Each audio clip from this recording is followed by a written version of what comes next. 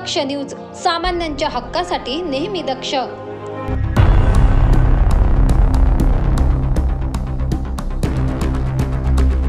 धुळे शहरातील जुनागरा रोडवर असलेल्या कृष्णदीप अमरकला या कपड्याच्या दुकानाला भीषण आग लागल्याची घटना उघडकीस आली आहे। या लागलेल्या आगीत लाखो रुपयांच्या कपड्याचा माल जळून खाक झालाय। आग लागलेल्या दुकानाच्या शेजारीच मोठ्या प्रमाणात कपड्यांची दुकाने असल्यामुळे वेळीच अग्निशमक दलाने पाचारण केल्याने मोठा अनर्थ टळलाय। या आगीत कुठल्याही प्रकारची जीवितहानी झाली नसली तरी मोठ्या प्रमाणात आर्थिक नुकसान झालंय। धुळे महानगरपालिकेचे 3 अग्निशमक बंब घटनास्थळी पोहोचले व मोठा अनर्थ टळला। धुळे शहरातील मुख्य बाजारपेठेत गांधी पुतळ्याजवळ जुनागरा रोड परिसरात कृष्णदीप अमरकला हे कपड्याचे दुकान आहे। या दुकानाच्या बाजूलाच मोठ्या प्रमाणात कपड्यांसह विविध वस्तूंचे दुकाने देखील आहे। मात्र अग्निशमक दल वेळीच पोहोचले व मोठा अनर्थ टळलाय।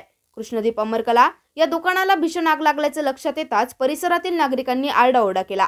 अग्निशमक दलाच्या कर्मचाऱ्यांनी दुकानाचे शटर तोडून पाण्याचा मारा केला।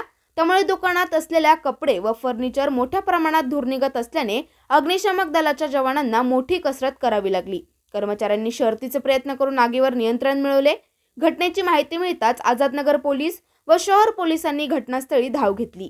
या आगीत दुकानातील लाखो रुपयांचा माल जळून खाक झाल्याने दुकान मालकाचे मोठे नुकसान झाले। मी विजय कुमार दीपचंद्रलन कृष्णदीपचा मालक बोलतोय। माझ्या दुकानाला आग लागली। आम्ही बाहेर असताना माहिती पडल्यानंतर आम्ही दुकानावर पोहोचलो 5 मिनिटात। तेव्हा बघितले तर स्टॉक आमचा जवळजवळ पूर्ण मागच्या सेक्शनचा पूर्ण जळून खाक होऊन गेलेला आहे। पुढचा स्टॉक पूर्ण वल्ला होऊन गेलेला आहे फायर ब्रिगेडच्या याच्याने। जवळपास म्हणजे 50+ आमचा नुकसान झालेला आहे। त्याच्यामुळे फर्निचरचा 5-1 लाख रुपयाचा फर्निचर झालेला आहे। तरी मी आवाहन करतो की मला जी मदत होऊ शकेल ती करू।